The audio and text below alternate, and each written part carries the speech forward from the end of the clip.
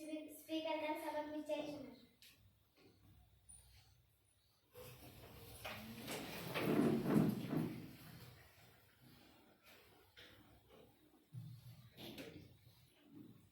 Good morning to Honorable Prime Minister and other dignity members. Please sit on your positions.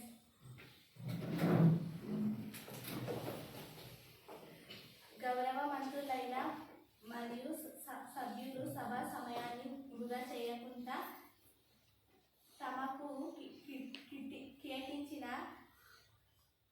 తగిన సమయాన్ని విహరించుకొని పూర్తి చేయవలసిందిగా కోరుచున్నాము. ప్రతిపక్ష వారు అడిగిన ప్రశ్నలకు గౌరవ మంత్రులు సమాధానం చెప్పవలసిందిగా కోరుచున్నాము. మన దేశంలో రోజుకు అత్యాచారం జరుగుతుంది. అనేక మంది స్త్రీలు ఎన్నో హింసలకు గురవుతుంది. ఈ ప్రభుత్వం ఉండి స్త్రీల కోసం ఎటువంటి నిర్ణయాలు తీసుకున్నారో సభాముఖంగా గౌరవ మంత్రి వర్యులు తెలియజేయగలరు. ప్రతిపక్షం వారు అడుగుతున్న ప్రశ్నలకు గౌరవ మంత్రులు హోమ్ మినిస్టర్ గారు సమాధానం చెప్పవలసిందిగా అధ్యక్ష, ప్రతిపక్షం వారు అడిగిన ప్రశ్నలకు సమాధానంగా అమిత్ షా అనే దేశంలో శాంతి భద్రతల విషయంలో గత ప్రభుత్వాల కంటే మా ప్రభుత్వం మెరుగైన కార్యక్రమాలను చేపడుతుంది. ముఖ్యంగా స్త్రీ భద్రత విషయంలో అనేకమైన కొత్త చట్టాలను తీసుకువస్తుంది. అవసరమైతే వివిధ రాష్ట్రాల్లో ఉన్న పోలీస్ బలగాలను పెంచుతూ ప్రజల శ్రేయస్సును పట్టుబడుతున్నాం. స్త్రీ ఆచర్యలు, అత్యాచారాలు, మానభంగాలు విషయంలో దోషులకు కఠినమైన చర్యలు, అవసరమైతే ఉరిశిక్ష ఖరారు చేయడానికి కూడా మా ప్రభుత్వం వెనుకాడదని ప్రతిపక్షం వారు గుర్తించుకోవాలి. అధ్యక్ష, చెప్పదలుచుకున్నారా? మన దేశంలో ఎంతమంది గిరిజనాలు ఎన్నో రకాలుగా వెనుకబడి ఉన్నారు. వీరి కోసం గౌరవ గిరిజన మంత్రి వర్యులు ఎటువంటి నిర్ణయాలు తీసుకున్నారో సభాముఖంగా తెలియజేయగలరు.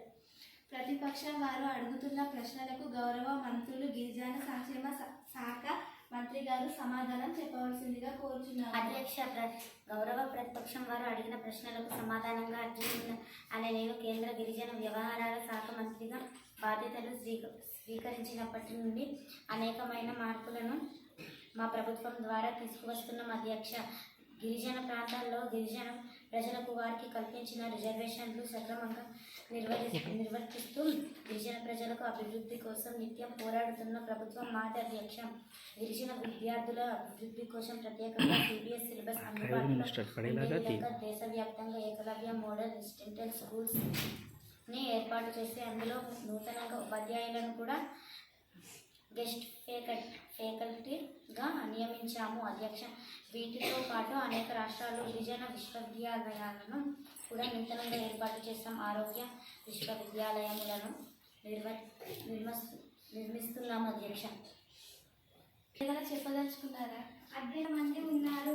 గర్భిణీ స్త్రీలు ఎంతో బలహీనంగా ఉంటూ ప్రసవ సమయంలో ప్రాణాలు కోల్పోతున్నారు. దానికి సమాధానం మన స్త్రీ శిశు సంక్షేమ శాఖ మంత్రులు సభాముఖంగా సమాధానం చెప్తారని ఆశిస్తున్నాం.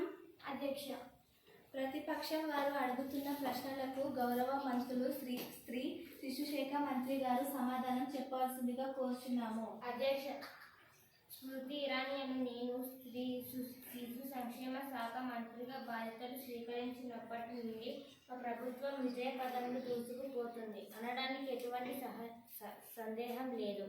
అధ్యక్ష, గర్భిణీ స్త్రీలకు ప్రత్యేకంగా పాలు, గుడ్డు ప్రతిరోజు తప్పకుండా పౌష్టిక ఆహారంలో భాగంగా పప్పు, ఆకుకూరలతో మధ్యాహ్న భోజనం పెడుతున్నాము.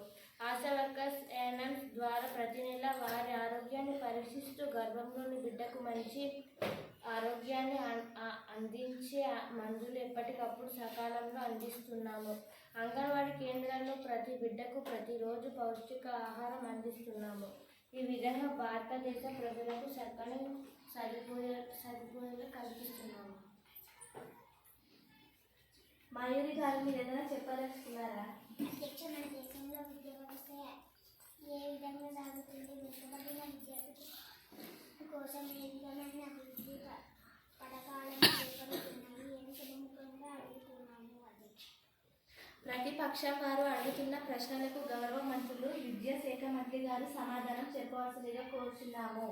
అధ్యక్ష, ప్రతిపక్ష నాయకులు అడిగిన ప్రశ్నలకు సమాధానంగా ధర్మేంద్ర ప్రధాన్ అనే నేను కేంద్ర విద్యాశాఖ మంత్రిగా బాధ్యతలు స్వీకరించినప్పటి నుంచి మా ప్రభుత్వం ద్వారా విద్యా వ్యవస్థలో అనేకమైన మంచి మార్పులు తీసుకువస్తున్నాం అధ్యక్ష. నూతనంగా న్యూ ఎడ్యుకేషన్ పాలసీ 2020 ద్వారా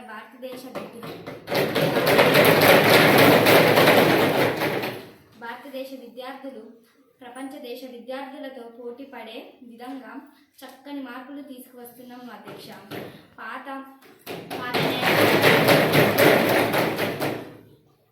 పాత నేషనల్ ఎడ్యుకేషన్ పాలసీ విధానాలను తిరగరాస్తూ న్యూ ఎడ్యుకేషన్ పాలసీ 2020 కృష్ణస్వామి కస్తూరి రంగన్ కమిటీ అధ్యక్షన 5+3 3+4 అనే నూతన విద్యా విధానాన్ని భారతదేశంలో ప్రవేశపెట్టబోతున్నాం అధ్యక్ష. ఈ విధంగా విద్యా వ్యవస్థలో అనేకమైన మార్పులను తీసుకువస్తున్నాం. విద్యా అభివృద్ధికి పాటుపడుతున్నాం అధ్యక్ష. అనుష గారు మీరు ఏదైనా చెప్పదలుచుకున్నారా? అధ్యక్ష, విద్యా వ్యవస్థలో సరైన నిధులు కేటాయించకపోవడం లేదు. అందుకు వెనుకబడిన విద్యార్థి సంఖ్య పెరిగిపోతుంది.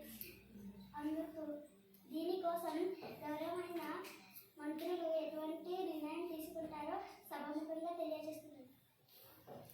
ప్రతిపక్షం వారు అడుగుతున్న ప్రశ్నలకు గౌరవ మంత్రులు ఆర్థిక శాఖ మంత్రి గారు సమాధానం చెప్పవలసిందిగా కోరుచున్నాము. అధ్యక్ష, నిర్మలా సీతారామన్ అనే నేను కేంద్ర ఆర్థిక శాఖ మంత్రి బాధ్యతలు స్వీకరించిన నాటి నుండి ఆర్థిక అంచెలంచెలుగా అభివృద్ధి పదంలో నడిపిస్తున్నాము అని ఖచ్చితంగా చెప్పగలం అధ్యక్ష. విద్యాశాఖలో భారత విద్యార్థులకు విద్యా దశలో ఏ విధమైన లోటుపాటు లేకుండా విద్యాభివృద్ధికి 20,000 కోట్లు వేచించాము అధ్యక్ష. అందరికీ ఆకలి తీర్చేది అయితే అనే విశ్వాసంతో ఉన్న మా ప్రభుత్వం మేలైన విత్తనాలను రైతు కష్టాన్ని గుర్తించే మేము వారి సహకరిస్తూ అడ్డంగా నిలబడుతూ దేశవ్యాప్తంగా ఉన్న రైతుల కోసం 15,000 కోట్లు ఖర్చు పెట్టబోతున్నాం. రోషిని గారు మీరు ఏదైనా చెప్పదలుచుకున్నారా? అధ్యక్ష,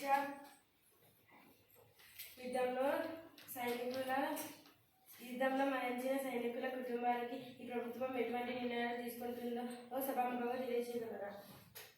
ప్రతిపక్షం వారు అడుగుతున్న ప్రశ్నలకు గౌరవ మంత్రులు రక్షణ శాఖ మంత్రి గారు సమాధానం చెప్పవలసిందిగా కోరుచున్నాము. అధ్యక్ష, గౌరవ ప్రతిపక్షం వారు అడిగిన ప్రశ్నలకు సమాధానంగా రాజ్నాథ్ సింగ్ అనే నేను కేంద్ర రక్షణ శాఖ మంత్రిగా బాధ్యతలు స్వీకరించినప్పటి నుండి దేశంలో ప్రజలు చక్కని జీవితాన్ని అనుభవిస్తున్నారు అనడానికి ఎటువంటి సందేహం లేదు అధ్యక్ష. దేశ రక్షణ విషయంలో నూతన అధునాతనమైన యుద్ధంలో సామాగ్రిని కొనుగోలు చేశాం. యుద్ధంలో మరణించిన సైనికుల కుటుంబానికి ఆదరణగా ఈ ప్రభుత్వం ఎన్నో కార్యక్రమాలు చేపడుతుంది అధ్యక్ష. రమదీపిక గారు మీరు ఏదైనా చెప్పదలుచుకుంటున్నారా? అధ్యక్ష, దేశానికి వెన్నెముక్క రైతు అని మన వ్యవసాయ శాఖ మంత్రులు బాగానే చెప్తున్నారు. కానీ ఎంతోమంది రైతులు వారు పడ్డ కష్టానికి ఫలితం పొందలేక దారుల చేతియ మోసపోతున్న దానికి సమాధానం సభాముఖ్యంగా తెలియజేయగలరు. ప్రతిపక్షం వారు అడుగుతున్న ప్రశ్నలకు గౌరవ మంత్రులు వ్యవసాయ శాఖ మంత్రి సమాధానం చెప్పవలసిందిగా కోరుచున్నాము. అధ్యక్ష, నరేంద్ర సింగ్ తోమర్ అనే నేను వ్యవసాయ శాఖ మంత్రిగా బాధ్యతలను స్వీకరించినప్పటి నుండి ఇప్పటి వరకు రైతులకు ఎంతో అభివృద్ధి కార్యక్రమాలను చేస్తూ ఉన్నాము అధ్యక్ష. దేశానికి వెన్నుముక్క రైతై అని నిరంతరం ఆలోచించే మా ప్రభుత్వం PM కిసాన్ ద్వారా వ్యవసాయ ప్రారంభ పూర్ణిమ గారు కూర్చోండి. అండగా ప్రతి రైతుకు నేరుగా వారి అకౌంట్కి పూర్ణిమ గారు కూర్చోండి. కూర్చోండి. మినిస్టర్ గారు ప్లీజ్ బీ కంటిన్యూ. విత్తనాలను అదే చెప్పిందంతా చాలా అబద్ధాలు. పూర్ణిమ గారు కూర్చోండి. అండగా ఉంటున్నాను అధ్యక్ష. రైతు కష్టాన్ని ఎవరి సొత్తు కాకుండా తనే స్వయంగా క్రయ విక్రయాలు జరిగేలా చూస్తున్నాము అధ్యక్ష.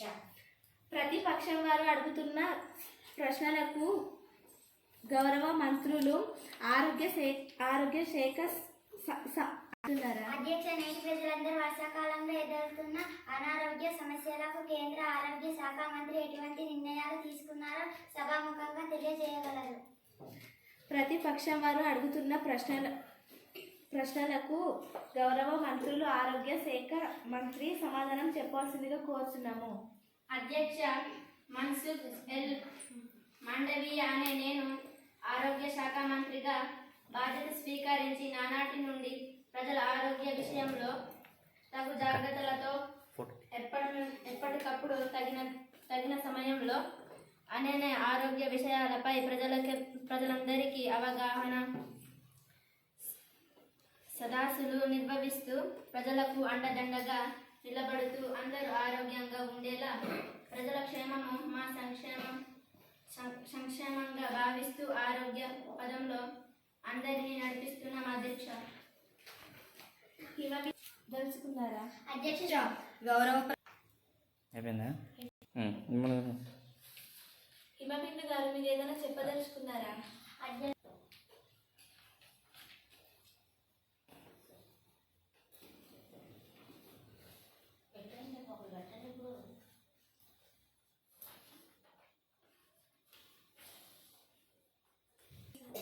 హిమబిందు మీరు ఏదైనా చెప్పదలుచుకున్నారా?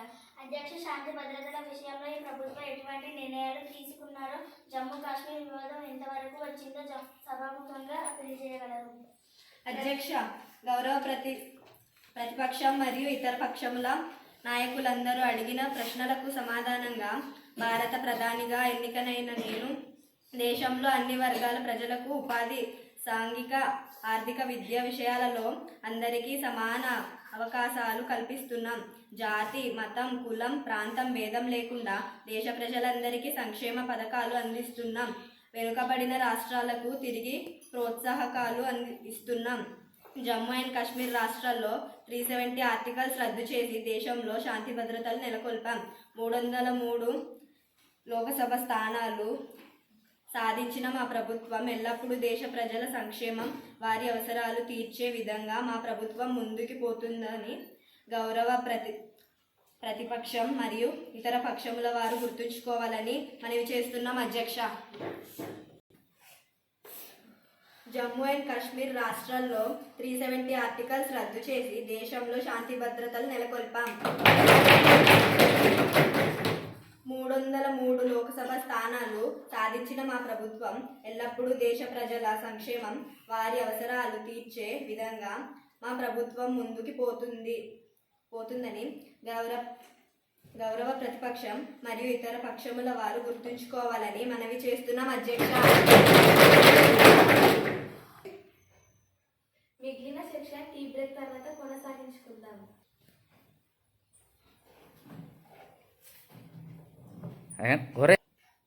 మిగిలిన సెక్షన్ టీ బ్రేక్ తర్వాత కొనసాగించుకుందాం. వెళ్ళిపో.